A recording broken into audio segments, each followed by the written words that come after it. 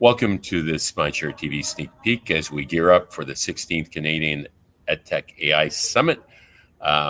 41 days to go, and I'm your host, Robert Martellacci, chair of the summit. Today, I'm thrilled to welcome Evan St. Leifer, CEO of Innovate K-12, who will be joining us on the EdTech Industry Panel, Going Global in the Future of AI. Evan brings a unique perspective on strategic innovation and how school systems can stick handle the complexity of AI, to use that hockey jargon, to achieve a hockey stick growth curve, something we're all striving for in today's disruptive education landscape. Evan, thank you for joining me this afternoon. Thanks for having me, Robert. Love the hockey connotations. Awesome. Well, very nicely done. Well, and on that note, you being in Florida now, I suggest, at your border, as you cross the state of Georgia, it should be considered the hockey state, with all the Stanley Cups you guys have won. That's right. Who knew? Who knew? A little bit about, sorry, I digress, a little bit about Mr. St. Leifer, the CEO of Innovate K-12, a U.S.-based education innovation platform helping school systems crowdsource solutions for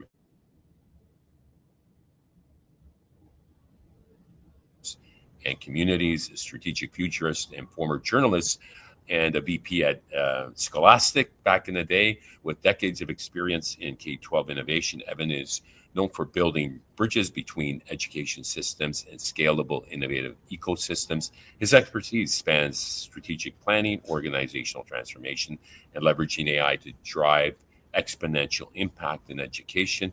Under his leadership, Innovate K-12 has expanded its reach across North America, offering a proven model to help districts foster an internal culture of innovation. He is a sought-after speaker and advisor, a friend, I can call him, I hope, on innovation strategy and ethical AI deployment in schools. Did I miss anything, Evan? Anything you'd like to add to that bio? I think I'm definitely going to hire you to be my publicist. It was it was eloquently articulated, Robert. Thank you. It's really that's fantastic. I'm so appreciative to have time with you on the podcast. So enthused about the work you're doing at Mindshare Learning Media, and this podcast is so informing. You always have on great people, so the fact that you asked me to be on is really, frankly, I'm honored. We keep raising the bars, so there you go. And I like to say it's never been a more exciting time to be in education, but very daunting. I think you and I spend most of our time demystifying AI when we talk about AI, because it's not clearly understood. Most school systems, and we have this task force report from C21 Canada that we'll be tabling at the summit, October 29th and 30th. Grateful for you to be coming up to speak.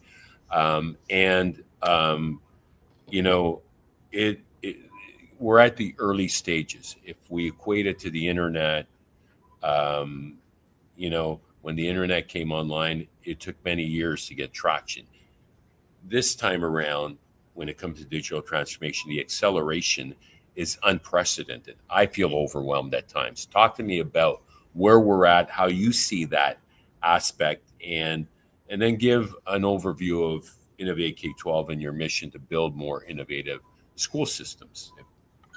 Sure. Well, I'll start with some of that context first. Innovate K-12 is a data analytics and strategic engagement firm.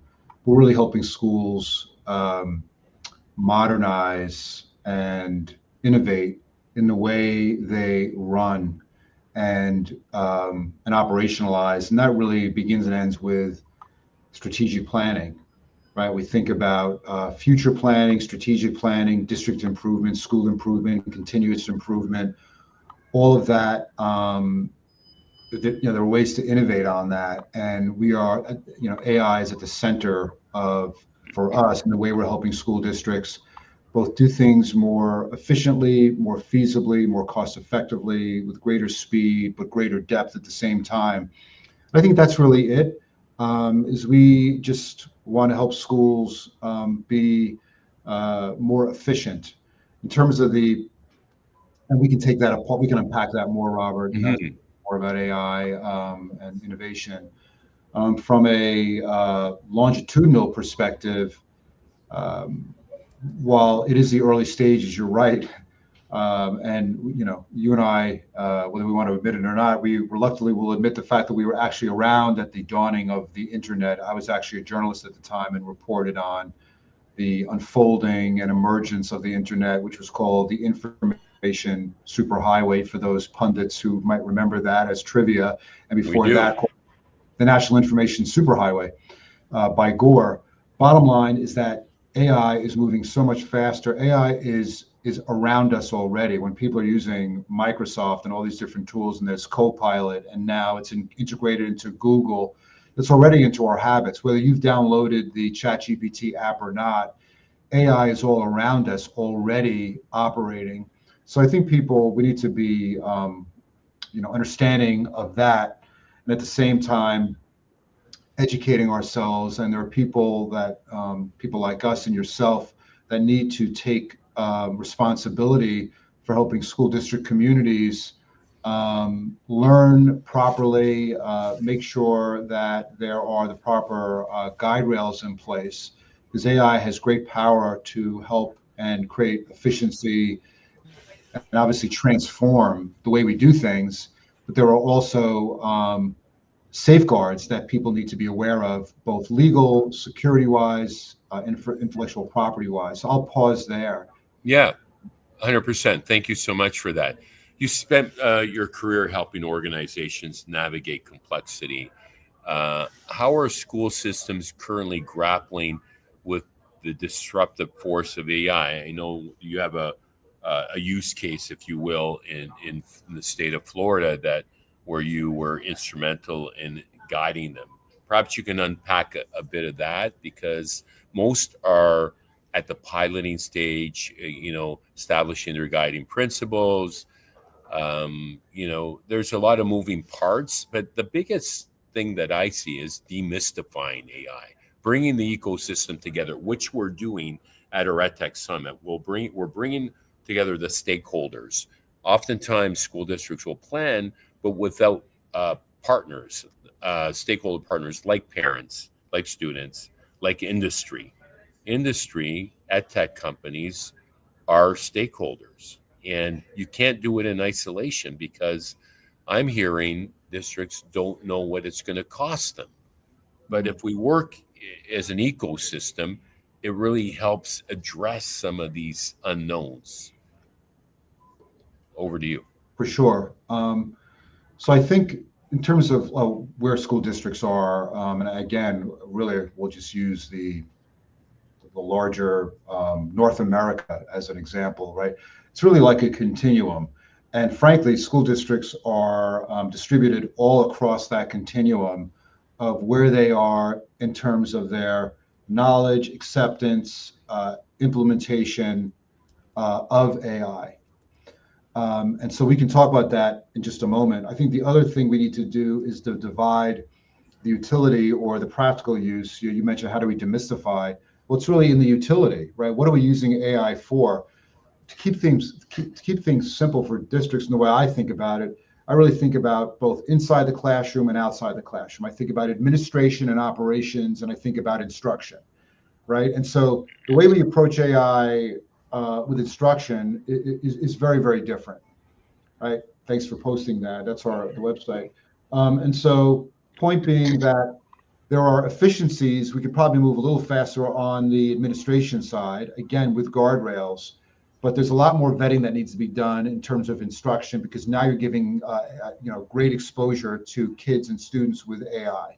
So that's the way we basically divide the landscape for districts. In terms of where they are in that continuum, school districts, this is, public school in North America is comprised of communities that now more than ever need to be integrally involved and in sync with their schools, their districts, right? So school districts leadership can't just aggressively move into the age of AI without understanding and taking the temperature and understanding the mindset of their communities. So where is the community, for starters? And then how do we educate the community about what our plans are as a district with AI? Robert, you referenced Florida. We've worked with one of the largest districts in the United States, Hillsborough County Schools, based in Tampa, and they did something very, very smart. They did, in partnership with us, really what I would call a groundbreaking engagement, strategic engagement that really focused on understanding the behaviors, predilections, concerns, fears, etc., of all of the various stakeholders in the community, ranging from a 5th grader to an 11th grader to a 12th grader to a parent to a teacher to a building level leader. And we asked questions of each stakeholder group to better understand where they were with AI. That is the basis by which Hillsborough then brought that into a committee and used all that data analytics. Frankly, almost 100 pages of data analytics we were able to give them back, over 15,000 responses that allowed them to understand where the community was with AI. And that was the basis of policy and implementation, to which they've now published a guide on that. And I think every district needs to take the temperature and understand the mindset as a baseline function before they move into implementation and policy making for their district. And again, every district is at a different point in their knowledge, adoption, and use of AI. You reference crowdsourcing in education. How does that principle align with AI-enabled strategic planning? Well, we say crowdsourcing, used to be like a future term. Now it's almost an older term. What we're talking about is collective intelligence, right? That at the end of the day, that's what we're talking about. How do we tap into the collective genius of a group, of a stakeholder group, of a community, of teachers, of building level leaders? Because we know that the power, again, we've all heard this term, I think most people have, the smartest person in the room is the room. Right, I was Robert? just about to mention that quote. It's so but it's true. Really true in practice. And there's, by the way, we were very fortunate, I won't get into the details of it, to work with a highly regarded researcher on crowd-based innovation several years ago, who proved this through published peer-reviewed research over and over and over again, the power of the crowd, we'll just call it that. Now, the way that applies to AI-driven strategic planning is it's the same. We've now used large language models for 3 years. And this involves diligent coding and instructing of the LLM to gather all this information and then distill it out into data analytics in a way, again, that we've directed and instructed it and coded it to do. And so we very deftly now, very efficiently can take the voices, again, of thousands upon thousands of people in a where we've driven constructive, substantive engagement to discern and decipher out the most important details, actionable next steps, and sentiments of a large group of people through the use of LLMs and AI. Thank you for that. What does stick handling, to use that hockey jargon again, being the hockey state that you are, through the complexities of AI mean to you? How can education leaders avoid the pitfalls while riding the innovation curve? This history repeats itself, but it's different this time, isn't it? Yeah, I mean, again, I think one of the reasons why we have such a great relationship is we both come from a world of journalism and writing and reporting, right?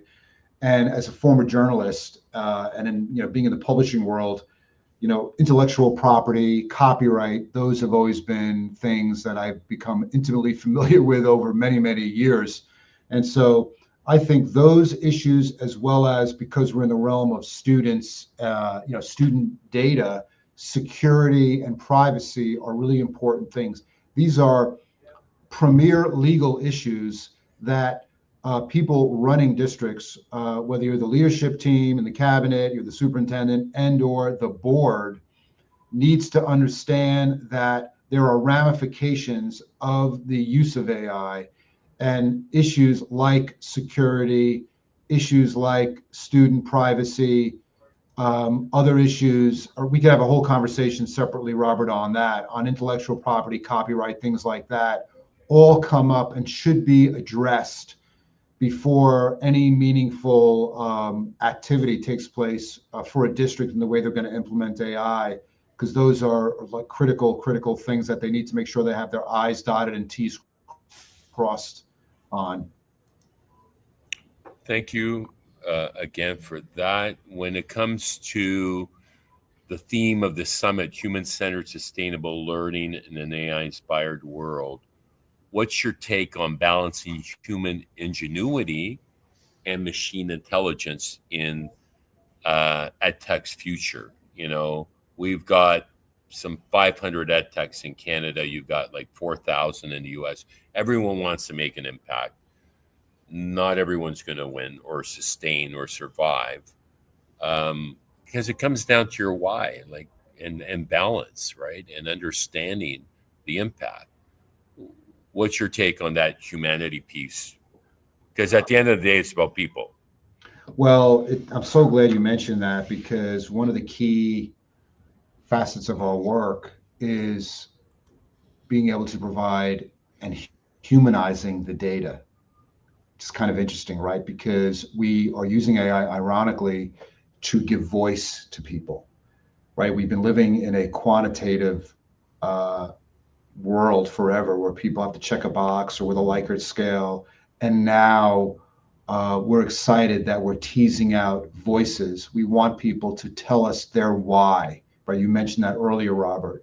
And so, ironically, we want to humanize data more than ever through the use of AI. I think the other thing is that, and one of the most insightful things that I've heard from a while was a colleague said to me, and it's about this concern that everything is living in this quote unquote black box, right, of AI. Like, what's in there? We even get questions like that now, like, well, how do we know what we're telling you the AI isn't doing things with that, or manipulating that? How do we know, that? And to me, that falls under that category of, is it in the black box? And so one of the most insightful things I've ever heard was when we talk about generative AI, and we talk about how do we maintain our humanity in the age of AI. The most important thing that this person that I heard this person had mentioned to me was, the best thing we can do is keep the generative part on the human side, and not make it part of the black box, meaning that we want to keep that generative process on the human side, so that we can do that generative process in our communities, in our working groups, etc. And I think that's really the most important thing, is that we understand that there's a lot of work, creativity, genius that we can still provoke, grow, generate amongst ourselves, and that AI can't do that work for us, and nor should we allow it. We can use AI as a tool to help us collectively take all of that work, that human-centered work and ingenuity, to create, data analytics or make things easier. But I think that's the important thing. We want to maintain our humanity and give humans and communities and stakeholders better voice than they've ever had before. And we're using AI, ironically, to make that happen. Well said, Evan. What advice do you offer Canadian EdTech startups and school systems looking to scale globally while staying grounded in ethical AI principles? Scalability, sustainability, not knowing what the costs are, not having budget for these things. It is of a national interest. We've invited the new AI minister in Canada to our summit. So talk to me about your take on this. Yeah, well, first of all, I'll start with the startups. Most important thing for any startup is you have to have customers. You have to have proof of concept. And if you don't have any customers, get one. Get a customer. Get at If you least have one customer, get three. If you have three, get five. Customer, young companies with really cool and promising technology, they're already thinking about their exit and how they're going to sell their technology. But you have no technology if it doesn't provide obvious utility and product market fit for a customer, right? So that's the first thing on the startup side. On the side around schools and scalability, or scalability for anybody, is yeah, AI can be helpful there, but again, it can't be AI for AI's sake.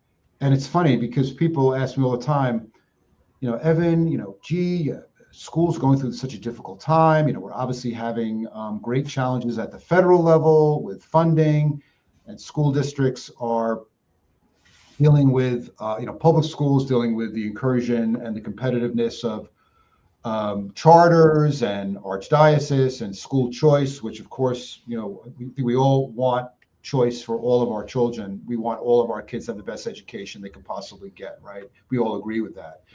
But at the end of the day, and what we are about is helping schools do things better. So when people say, wow, the market is challenging, Evan, how is your company faring?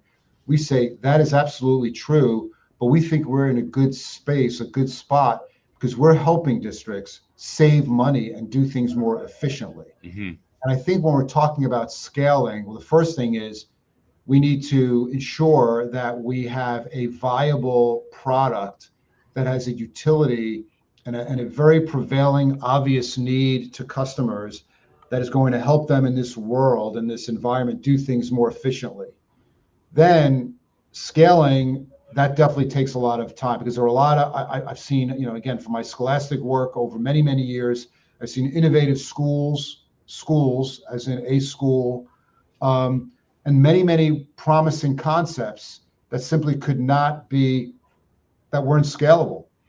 So I think that whether you're an entrepreneur or you're a really forward-thinking school district that wants to have innovative learning techniques, the question is, you need to think about how might we scale that across all of our schools, or how might we scale that across all of our customers. And that's where thinking about how we can use AI. And then, Robert, you mentioned, we're all in this community together. Are there companies or other entities that we can partner with that might help us with a distribution model that is more aligned to and more scalable? Because that takes a lot of diligence and commitment to think about how you're going to scale something. But it's very, very important, and that's something I've been thinking about my whole career, is why bother if you can't scale? That's sort of been a motto of my own for forever. Right, and we talk about getting beyond pockets of innovation.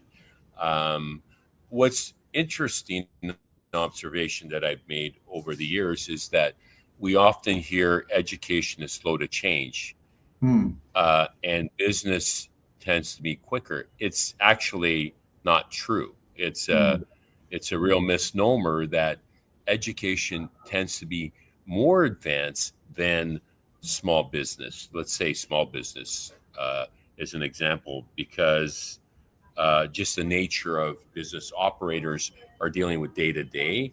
At least in education, we do nurture innovation through the efforts of the edtechs. We don't have that same momentum or focus when it comes to small business enterprise. And I'm a small business owner. We have our co-working innovation space, and we have an edtech company. So that, and I don't know if you see that as the case in the U.S. as well. It's interesting to do a comparison and contrast when it comes to innovation.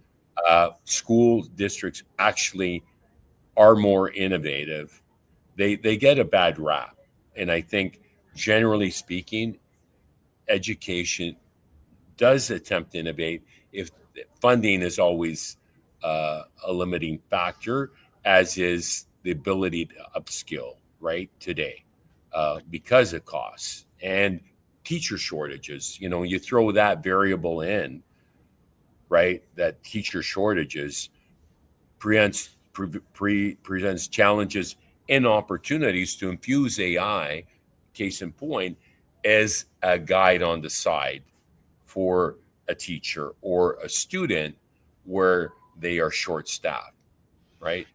Yeah, I You mean, can't replace a great teacher. You cannot replace a great teacher because learning is emotional. It's an emotional connection where you get the most impact on learning. yeah, I just would like to. Thoughts? Yeah, definitely. I appreciate you teeing that up. I think it's funny. I'm talking to you, and as I'm talking to you, there's a robot walking outside of my office, like a full robot, like walking. It's pretty amazing. But anyway, we digress. But let's address what you're talking about. See, this is where Mindshare Learning Media plays a great role. And I've said this to you before, and I'm not just saying because we have a podcast together right now, but you're bringing different constituencies to the table. Case in point, you're bringing the ed techs and the districts together. And you and I both know there are plenty of events we've both attended across North America where that happens.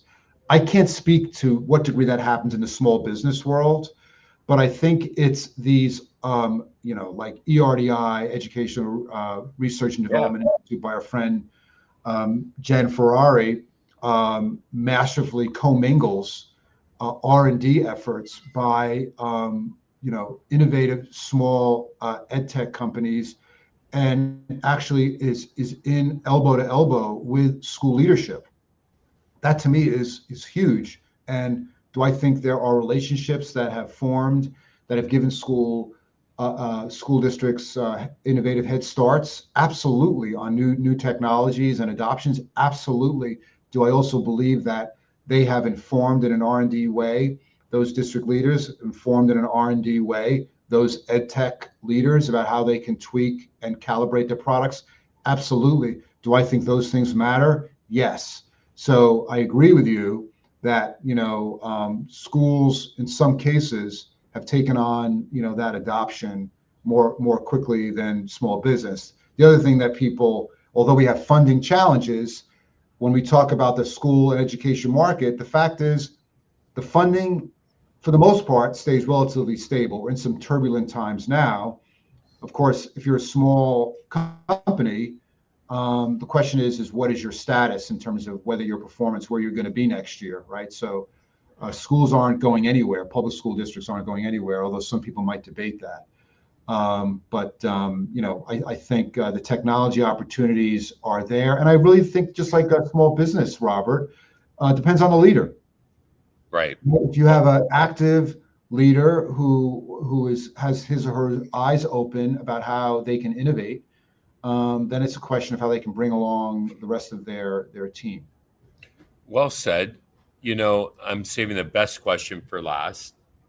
Finally, what are you most excited about heading into the summit, and why should education and industry leaders and ed techs make it a priority to attend our summit? Personally, I believe that we're at a pivotal point in our evolution in modern education. We're at a most pivotal point, and we got to get this right. That's my take, but I want to hear from you. Like, what is attracting you to come from sunny Florida, where you could be sipping on a pina colada, and you want to come into a fall cold weather environment to talk ed tech and AI Well, you promised me a really warm, cozy winter coat. So if you're not, that's off there the table. You go. We'll get you a Canada Goose. Canada Goose coats for everybody that come from the States. I mean, you said it a little bit, and I alluded to it earlier. The Mindshare Learning Media EdTech Summit is a great coalescing of different types of stakeholders. And so I have, and I've said this to you offline more than once, that it's rare to find an event that brings together the diversity of marketplaces or spaces that Mindshare Learning Media and the Canadian EdTech Summit bring together. Case in point, you're going to have, school leadership there represented. You're going to have the EdTech marketplace represented. You're going to have the research community represented. That may include the university community. So there's just a forward-thinking spirit of innovation that takes place there that I think most people who are committed to innovation and the criticality of the times that they'd want to be there for. The other thing is obviously the selfish networking. We want to find strategic partners, and honestly, that could be in many different sectors. That includes scholarship, that includes academia. We have a couple in the United States. That includes districts, of course, think tanks, nonprofits. We're open because our mission is to help school districts, really transform the way they operate to create greater accountability, greater connectivity and alignment across their operations, from district level goals and metrics down to school level improvement. We think we can have a profound effect and impact. And whatever you're doing, you're going to find potentially a partner. The best people need to find each other, Robert, and I think there's a high likelihood of that happening at the Canadian EdTech Summit. And that's what I would say to your question is we need to work with each other. The best people, the people that are doing the most ambitious work, really need to partner intentionally with one another. Right. And that begins and ends with the Canadian EdTech Summit. So that's why I'm excited about going. Wow. And I'm gonna get you, at least if I can't buy you one, I'll get you to borrow a Canada Goose coat, okay? Because it's gonna be a little cooler at that time. Very eloquently said. I love your wordsmithing. Criticality, is that an Urban Dictionary word? Did you make that up, or like? Yeah, I make up a lot of the words that I know. You expand my vocabulary every time I speak with you, Evan, which well, that's all kind of you. From a journalist to another. But what I want to say is this is a by invitation. It's not for everyone. We don't want everyone at the conference. If you're committed to innovation, if you're committed to change management and digital transformation, this conference is for you. It's not for everyone. And that's the key to understand. We want people who are committed, who are passionate about making change happen, to support education and helping ultimately kids thrive with purpose. So that's the reality of what we're doing today. And you're welcome to come from across North America and around the world, which we are hosting. Probably at least a dozen countries will be represented. We're partnering with the BET conference, with FETC. We have Australia coming. So it's going to be a super exciting time to bring together some of the brightest minds in education and technology to help solve some of the greatest challenges around implementing new ecosystems for learning in an AI-inspired world. And with that, Evan St. Leifer, thank you for sharing your insights and previewing what's sure to be a dynamic panel that you were going to be part of.